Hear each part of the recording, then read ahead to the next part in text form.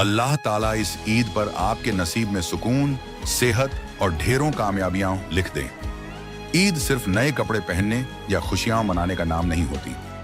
ईद वो एहसास है जब इंसान अपने रब का शुक्र अदा करता है कि उसने उसे एक और खूबसूरत दिन देखने का मौका दिया। कुछ लोग इस ईद पर बहुत खुश होंगे और कुछ लोग ऐसे भी होंगे जो मुस्कुरा तो रहे होंगे मगर उनके दिल के अंदर कई दर्द छुपे होंगे। इसलिए या अल्लाह, इस ईद को हर उदास दिल के लिए सुकून बना दे। जिसके दिल में बेचैनी है उसे राहत दे, जो बीमार है उसे सेहत दे, जो परेशान है उसे आसानी दे और जो टूट चुका है उसे फिर से मुस्कुराने की वजह दे।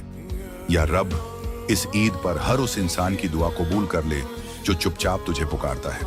उनके नसीब में ऐसी खुशियां लिख दे जो कभी खत्म ना हो, ऐसी कामयाबी दे जिसमें बरकत हो और ऐसा सुकून दे जो सिर्फ तेरी रहमत से मिलता है।